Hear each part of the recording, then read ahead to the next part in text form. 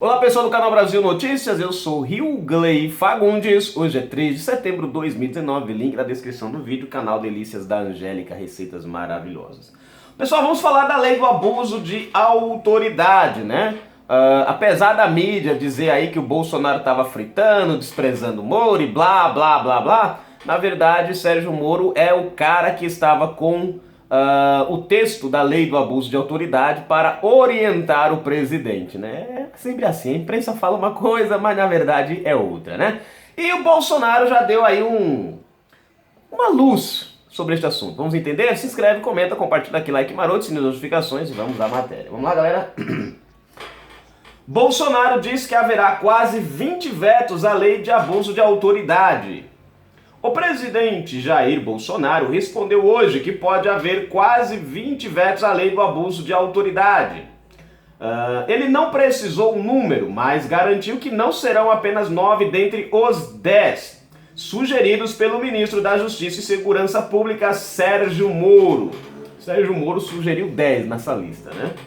Questionado por jornalistas em frente ao Palácio da Alvorada, Bolsonaro diz que há uma grande chance de serem anunciados hoje os vetos aos artigos do projeto... Cadê aqui? Aqui, sim, me perdi, mas achei. Artigos do projeto de lei 7.596/2017, que define os crimes de abuso de autoridade cometidos por agentes públicos. Deixa eu pular isso aqui, que isso aqui não interessa. O Moro propôs, se eu não me engano, 10 vetos, 9 já incluí, e outro estou discutindo, disse e acrescentou, vem mais vetos ainda. Os jornalistas então perguntaram se haveria mais além dos 9 já previstos, o que ele respondeu, deve chegar a quase 20, é por aí, não serão 9 apenas.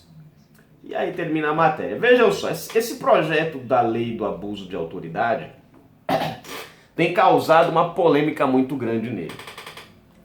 Eu aconselho o pessoal aí que tá pedindo para vetar tudo, né? Bolsonaro veta tudo.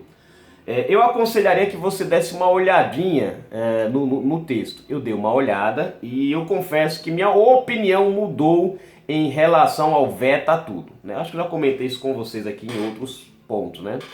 Porque eu encontrei lá certas... Vamos usar a palavra cláusulas, né?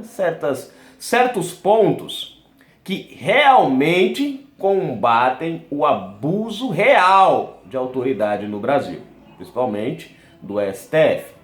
Já usei como exemplo, né, a ação da Carolina Lebos, quando tentou, né, cumprir a lei como manda o regimento da lei, mandar Lula para Tremembé 2, e veio a canetada do STF desfazendo, né, a ordem da juíza, o que se tornou um abuso de autoridade porque não era da competência. Eles atropelaram a instância, né? A instância correta é o TRF4.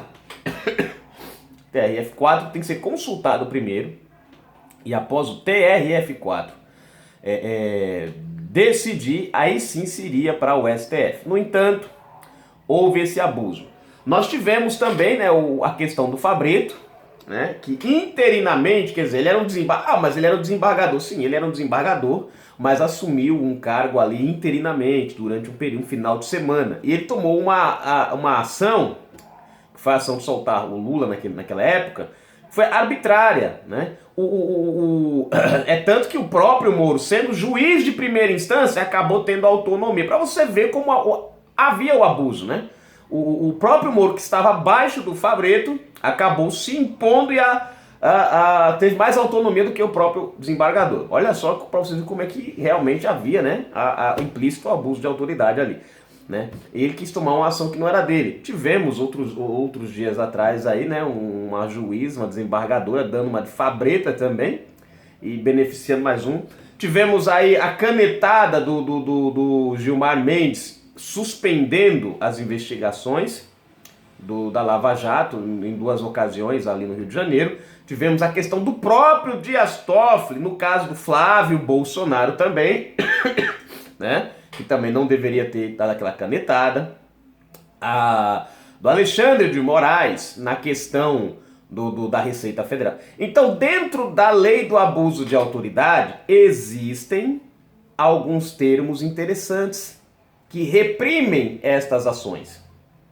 E essas questões aqui, elas deveriam permanecer. O Bolsonaro não deveria vetar, devia sancionar. Aí você vai falar, mas mas eu não entendi, porque a lei do abuso de autoridade, segundo está todo mundo dizendo, beneficia os corruptos. Você está dizendo que, gente, é o seguinte, os caras foram inteligentes.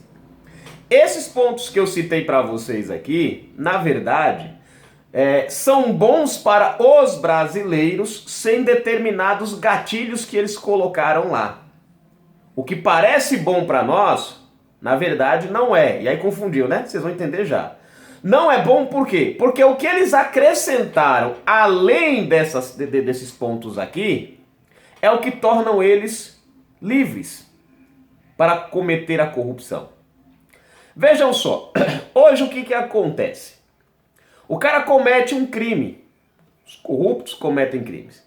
E aí eles criaram um mecanismo para dificultar a ação da justiça, para colocar medo na justiça, nos juízes, né, para o juiz ficar com medo, porque pode ser que ele seja processado. Só que aí, o que acontece? O processo não anda justamente por causa desses entraves que vai proibir, vai tornar, né, um abuso, o atropelamento de instâncias. Porque aí, de repente, o cara é condenado, o cara não é condenado, né, ou entra num processo assim que vai se arrastando com a barriga, e aí, vamos dizer assim, os promotores não podem avançar, buscar uma instância mais alta, buscar fazer como aconteceu só que no caso do STF, né, foi a favor do Lula, né, em benefício do Lula. Mas no caso condenatório, que é o medo deles, né, haver a possibilidade do STF começar a interferir, né, atropelar a instância contra eles próprios. Vai que entra aí, porque a verdade é essa, uma hora Dias Toffoli sai, uma hora Gilmar Mendes sai e uma hora Lewandowski sai. E todo mundo sabe que Dias Toffoli, Lewandowski e Gilmar Mendes estão na pendura por conta de impeachments e CPIs, a CPI da Lava Toga, que pode ser o fim deles. Então eles precisam garantir um mecanismo de que se entrar, por exemplo, um Sérgio Moro da vida, ele não possa atropelar as instâncias, né, para tentar agir contra os corruptos. Porque vamos dizer assim, se permanecer como está hoje, o que vai acontecer? Vamos dizer que o Moro entrasse lá, poderia usar lá a prerrogativa, né, da ação do STF em relação ao Lula, da Carolina Lebos, para uma outra ação, só que no sentido de, em vez de livrar, de afundar mais ainda o cara. Então eles criaram essas barreirinhas, entre aspas, né, limitando cada uma das suas instâncias a seu quadradinho. No entanto, o que parecia bom, no entanto criaram outros mecanismos coagindo os juízes, desembargadores, promotores. Vocês entenderam? Quer dizer, o cara não pode pular a instância. O processo fica obrigado à morosidade para ir devagarinho, devagarinho até a prescrição. Porque uma coisa parece que é bom lá e parece que é ruim. Agora, o que o Bolsonaro tem que fazer? O Bolsonaro tem que vetar a parte que torna o juiz refém da pilantragem.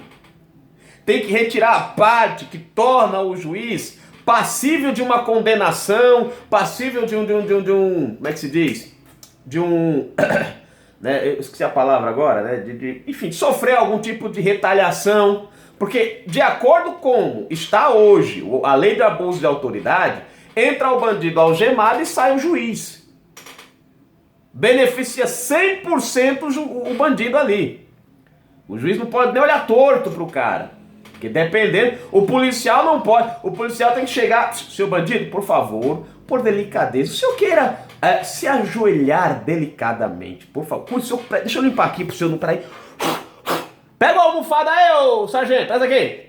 Pronto. Senhor, por favor, se ajoelha. Tá confortável aí. Agora, senhor, por favor, assim, né? Deixa eu me afastar do senhor um pouquinho. Agora, o senhor coloque a mão na cabeça por delicadeza. Isso. Muito obrigado. Agora a gente vai ver se o senhor tá armado, muito bem, apalpar com muito cuidado e carinho. Pronto, ó, não estamos machucando o senhor. Agora, se o senhor queira se dirigir, né, se deslocar educadamente, por favor, até a viatura, sente no banco do motorista ali para nos guiar até a delegacia. Muito obrigado. Nós vamos ali atrás, naquela partezinha ali, sabe, onde os bandidos... A gente policial vai ali, tá bom? Tá bom assim pro senhor? É mais ou menos isso que a lei de abuso de autoridade faz com o policial, né? Torna ele refém do bandido também. O cara não pode ser algemado, porque depende...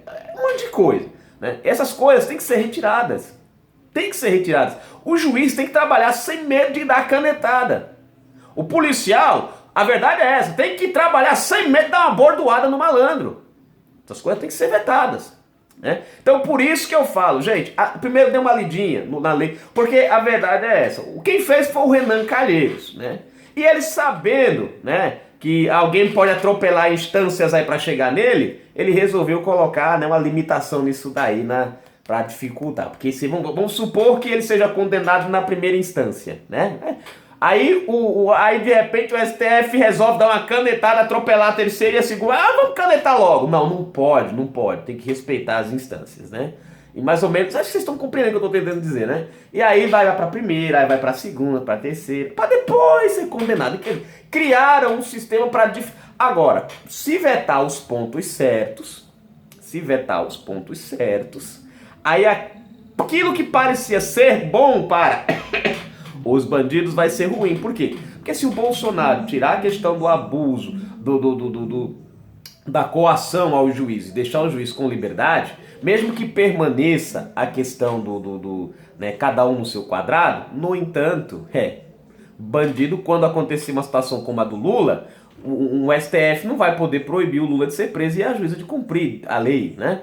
Vai ter que seguir tudo, enfim, mais ou menos nesse sentido. Então, gente, por um lado, eu sou favorável que o Bolsonaro vete, não tudo. Eu li, e eu acho que assim, vocês leiam também. Porque a gente vê a mídia falando, a gente vê um fulano falando, mas não vê ele dando explicações do total da coisa, né? O problema é que existem coisas lá dentro que são inaceitáveis, mas existem outras coisas lá dentro que, tirando as inaceitáveis, tornam um sistema mais limpo, mais justo, né? Isso é o que é interessante. Então, enfim, mas é como eu sempre digo, vocês não são obrigados a concordar comigo. Claro, se você tem a opinião que veta tudo, pede veto tudo também. Fala, professor, vota tudo, não tem problema. O que não pode, na minha opinião, é o seguinte: o que não pode hoje é não se vetar nada.